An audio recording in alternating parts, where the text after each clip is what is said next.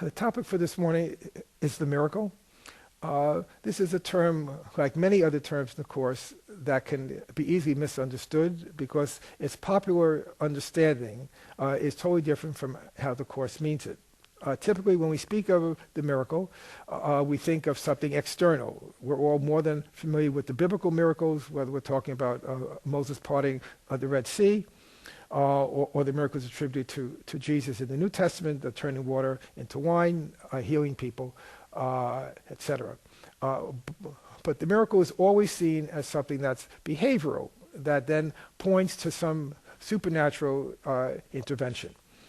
The Course's use of the term is totally different. In fact, 180 degrees different from how the world looks at it. The miracle in the Course has nothing to do with behavior, has only to do with the mind, and specifically with the change of mind. Indeed, everything in this Course that is right-minded, whether we're talking about forgiveness, the miracle, salvation, atonement, etc., only have to do with the decision-making mind's shift from having identified with the wrong-minded thought system of the ego and its teachings on separation and judgment, attack, and specialness, shifting from this to the right-minded thought system that heals all this and recognizes that there's another way of looking at ourselves, looking at each other, and looking at God.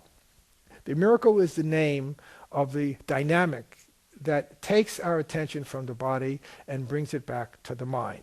So at the beginning of chapter 21, when Jesus says that the world we see is an outward picture, an outside picture of an inward condition, that's an expression of the miracle.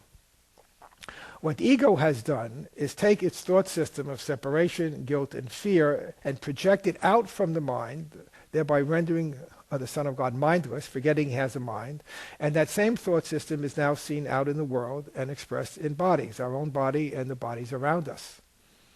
Right? So that the ego's way of protecting the original decision for the ego and ensuring that it would never be undone is to take this decision, leading to, again, a thought system of guilt, and project it out.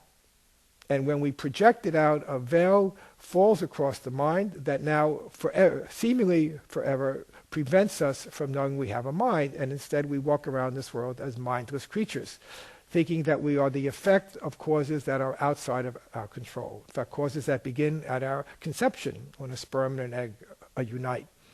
And we actually believe, and all the learned brains throughout history, almost without exception, have told us that this is the reality.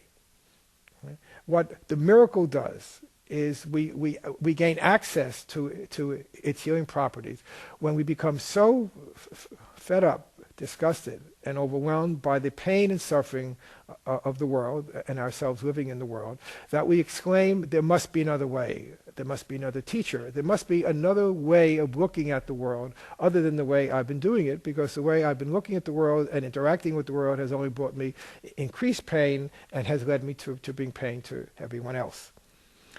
It's that call for help, that call for the other way, that allows Jesus to say, the world you see, the situation you are in, the relationship you are experiencing, is an outside picture of an inward condition. That again is the reversal of projection, and that is the role of the miracle. It takes our perceptions that seem to be outside, where we see the causes of our problems as being external to us, and brings all these causes and brings our experience back inside to the mind. Right? The Course tells us that the miracle establishes that we dream a dream and its content is not true. The miracle reverses projection, brings our attention back to the mind so we could recognize that we are not these vulnerable, weak, and pathetic dream figures at the mercy of forces beyond our control, but rather we are the dreamer of the dream. And as dreamer of the dream, we have the power to choose whether this will be a continuation of the nightmare of separation, suffering, and death, or the happy dream of forgiveness, which would allow us finally then to make the other choice. As Jesus explains in the Course, the miracle does not make the choice for us. It allows us the possibility of choosing again. The miracle brings us back to that decision-making choice point in our minds when we had all made the wrong decision to the ego instead of the Holy Spirit, and then says to us, my brother, you can choose again.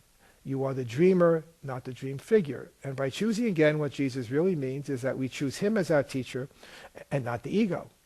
And so the miracle does not heal. The miracle does not change anything. It merely brings us back to the instrument of change and the instrument of healing, which is the power of our minds to choose.